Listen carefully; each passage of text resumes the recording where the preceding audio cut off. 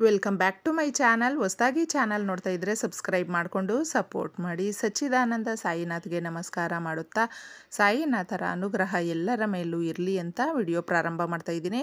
ಎಲ್ರಿಗೂ ಹೊಸ ವರ್ಷದ ಆರ್ಥಿಕ ಶುಭಾಶಯಗಳು. ನಿಮ್ಮೆಲ್ಲರ ಜೀವನದಲ್ಲೂ ಕೂಡ ಕಹಿ ಸಿಹಿ ಅನ್ನೋದು ಎರಡೂ ಕೂಡ ಬಂದೇ ಇರುತ್ತೆ. ಯಾಕಂದರೆ ಜೀವನ ಅಂದ್ರೇ ನಮಗೆ ಈ ಕಷ್ಟ ಸುಖ ಅನ್ನೋದು ಬರುತ್ತೆ ಸ್ನೇಹಿತರೆ. ಅದನ್ನು ಯಾವುದರಲ್ಲೂ ಅಷ್ಟೇ ಹಿಗ್ಗದೆ ಕುಗ್ಗದೆ ಮುಂದೆ ಸಾಗೋಣ ಅಂತಂದ್ಬಿಟ್ಟು ವಿಡಿಯೋನ ಪ್ರಾರಂಭ ಮಾಡ್ತಾ ಇದ್ದೀನಿ. ನಮ್ಮ ಶಕ್ತಿಯ ಅನುಸಾರ ನಾವು ಪೂಜೆಗಳನ್ನು ಮಾಡ್ಕೊಳ್ತೀವಿ. ಹೊಸ ವರ್ಷ ಅಂದರೆ ನಮಗೆ ಬ್ರಹ್ಮಾಂಡ ಸೃಷ್ಟಿಯಾದಂಥ ಒಂದು ಶಕ್ತಿದಾಯಕವಾದ ದಿನ ಅಂತ ಹೇಳಬಹುದು. ಈ ಸೃಷ್ಟಿಯಲ್ಲಿ ಹೊಸದಾಗಿ ನಮಗೆ ಈಗ ಚೈತ್ರ ಮಾಸ ಪ್ರಾರಂಭ ಆಗಿರುವಂಥದ್ದು. ಎಲ್ಲವೂ ಕೂಡ ನಮ್ಮ ಜೀವನದಲ್ಲಿ ಹೊಸದಾಗಿ ಬರಲಿ ಅಂತ ಎಲ್ಲರೂ ಕೂಡ ನಾವು ಆಸೆ ಪಡ್ತೀವಿ. ಇಂದಿನ ವರ್ಷದಲ್ಲಿ ಏನೆಲ್ಲ ಕಷ್ಟಗಳು ಪಟ್ಟಿದ್ದೀವೋ ಆ ಕಷ್ಟಗಳು ಮತ್ತೆ ರಿಪೀಟ್ ಆಗದೇ ಇರಲಿ, ನಮ್ಮ ಜೀವನದಲ್ಲೂ ಕೂಡ ಸಿಹಿಯಾಗಿರಲಿ ಅಂತಂದ್ಬಿಟ್ಟು ಈ ಒಂದು ಪರಿಹಾರಗಳನ್ನು ಮಾಡಿಕೊಳ್ಳೋದು ತುಂಬಾ ಒಳ್ಳೆಯದಾಗುತ್ತೆ. ನಮ್ಮ ಮನೆಯ ಹೊಸ್ತಿಲ ಬಳಿ ಈ ಪರಿಹಾರವನ್ನು ಮಾಡ್ಕೊಳ್ಬೇಕಾಗುತ್ತೆ. ಈ ಒಂದು ಎಲೆಯಿಂದ ನಾವು ಈ ವಸ್ತುಗಳನ್ನು ಹಾಕಿ ಇಟ್ಟಾಗ ಮಹಾಲಕ್ಷ್ಮಿ ಸಿರಿ ಸಂಪತ್ತು ಅನ್ನೋದು ತಂದು ಕೊಡ್ತಾಳೆ ಸ್ನೇಹಿತರೆ. ಹೊಸ್ತಿಲಿಗೆ ಯಾಕೆ ಅಷ್ಟು ಪ್ರಾಧಾನ್ಯತೆ ಇದೆ ಅಂದರೆ, ನರಸಿಂಹ ಅವತಾರ ತಾಳಿದಂಥ ಮಹಾವಿಷ್ಣು ಆ ಒಂದು ಹೊಸ್ತಿಲ ಬಳಿನೇ ಅಂದರೆ ಹೊಸ್ತಿಲ ಮೇಲೇ ಸಂಹಾರ ಮಾಡಿದಂಥ ಒಂದು ಗಳಿಗೆ ಆಗಿರೋದ್ರಿಂದ ಹೊಸ್ತಿಲು ಅನ್ನೋದು ಅಷ್ಟು ಪ್ರಾಧಾನ್ಯತೆಯನ್ನು ಕೊಡ್ತೀವಿ. ಒಳ್ಳೆಯದ್ದು ಕೆಟ್ಟದ್ದು ಪ್ರತಿಯೊಂದು ಕೂಡ ನಮ್ಮ ಹೊಸ್ತಿಲ ಮೇಲೇ ಪ್ರವೇಶ ಆಗುವಂಥದ್ದು, ಅಂದರೆ ಹೊಸ್ತಿಲನ್ನು ದಾಟಿಕೊಂಡು ಬರುವಂಥದ್ದು. ಅದಕ್ಕೋಸ್ಕರ ಸಂಜೆ ನೀವು ಈ ಸಮಯಕ್ಕೆ ಸಂಜೆ 5:55ರಿಂದ ನೀವು ಅದರ ಮೇಲೆ ಒಂದು 8 ಗಂಟೆಯವರೆಗೂ ಕೂಡ ಮಾಡ್ಕೊಳ್ಬಹುದು. ಅಷ್ಟು ಶಕ್ತಿಯುತವಾದ ಒಂದು ಪರಿಹಾರ ಶಾಸ್ತ್ರಗಳಲ್ಲಿ ನಮಗೆ ತಿಳಿಸಿರುವ ಎಷ್ಟೋ ಕಷ್ಟಗಳನ್ನು ನಾವು ಏರಿಳಿತಗಳನ್ನು ನೋಡಿರ್ತೀವಿ. ಅದನ್ನೆಲ್ಲವೂ ಕೂಡ ಸಮಾನವಾಗಿ ತಗೊಂಡು ಬರ್ತಾ ಇರ್ತೀವಿ. ಆದರೂ ಕೂಡ ಒಂದೊಂದು ಸಾರಿ ನಮಗೆ ತಡ್ಕೊಳ್ಳೋದಕ್ಕಾಗೋದಿಲ್ಲ.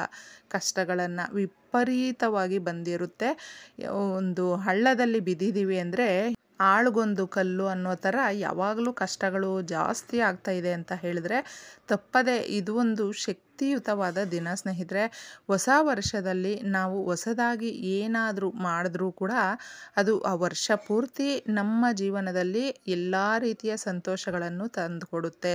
ಸುಖ ಶಾಂತಿ ಸಮೃದ್ಧಿ ಅನ್ನೋದು ಯಾವಾಗಲೂ ನಾವು ಅದನ್ನು ಮಾತ್ರ ದುಡ್ಡು ಕೊಟ್ಟು ತಗೊಳ್ಳೋದಕ್ಕಾಗೋದಿಲ್ಲ. ನೀವು ಎಷ್ಟೇ ಕೋಟಿಗೆ ಬಾಳಿ ಎಷ್ಟೇ ಲಕ್ಷಗಳಿಗೆ ಬಾಳಿ, ಆದರೆ ನೆಮ್ಮದಿ ಅನ್ನೋದು ನಮ್ಮ ಮನಸ್ಸಿಂದನೇ ಬರಬೇಕಾಗುತ್ತೆ. ಅದಕ್ಕೋಸ್ಕರ ಈ ಪರಿಹಾರಗಳನ್ನು ಮಾಡಿಕೊಂಡ್ರೆ ನಮಗೆ ಯಾವುದರಲ್ಲಿ ನಾವು ಕೊರಗು ಕಾಣ್ತಾ ಇರುತ್ತೆ ನೋಡಿ, ಆ ಕೊರಗು ಅನ್ನೋದು ಇರೋದಿಲ್ಲ.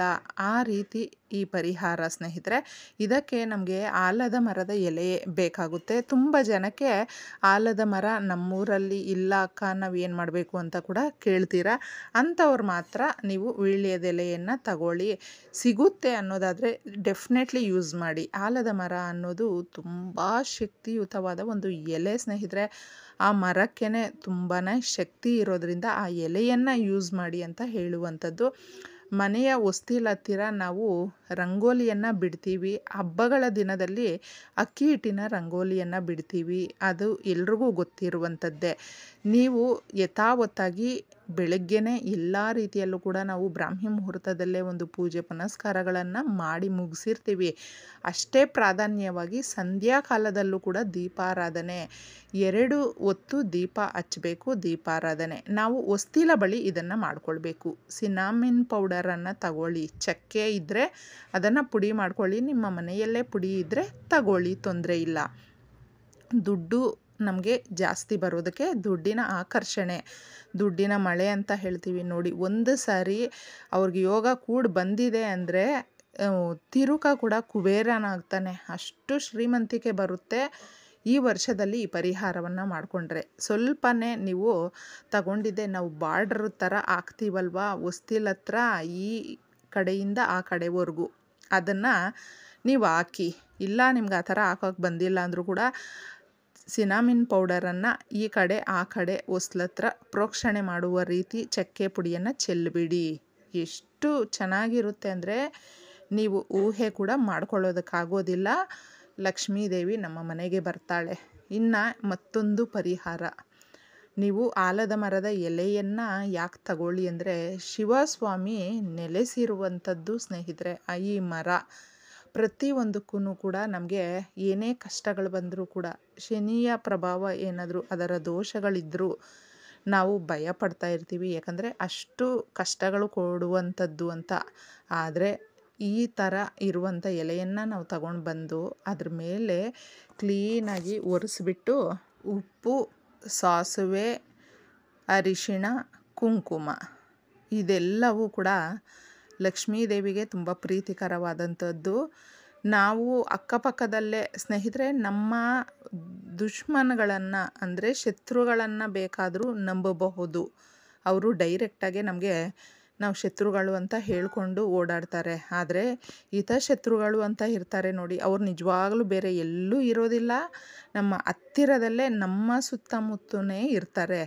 ನಮ್ಮ ಏಳಿಗೆ ಒಂದೇ ಒಂದು ಸ್ಟೆಪ್ ಮೇಲೆ ಹೋದರೂ ಕೂಡ ಸಹಿಸ್ಕೊಳ್ಳೋದಿಲ್ಲ, ತುಂಬಾ ಹೊಟ್ಟೆ ಉರಿ ಬೀಳ್ತಾ ಇರ್ತಾರೆ. ಆ ಥರ ಆದಾಗ ನಮಗೆ ಇಲ್ಲಿಲ್ಲದ ಕಷ್ಟಗಳು ಬರುತ್ತೆ, ತುಂಬಾ ನಷ್ಟ ಅನುಭವಿಸ್ತೀವಿ.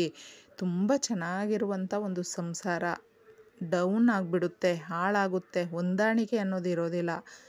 ಒಂದೊಂದು ರೂಪಾಯಿಗೂ ಕೂಡ ಕಷ್ಟಪಡ್ತಾರೆ. ಅಂಥವರು ಈ ಪರಿಹಾರವನ್ನು ಮಾಡಿಕೊಂಡ್ರೆ ಯಥಾವತ್ತಾಗಿ ನಿಮಗೆ ಒಂದೊಂದೇ ನೀವು ಕೇಳಿದ್ದು ಬಯಸಿದ್ದೆಲ್ಲವೂ ಸಿಗುತ್ತೆ.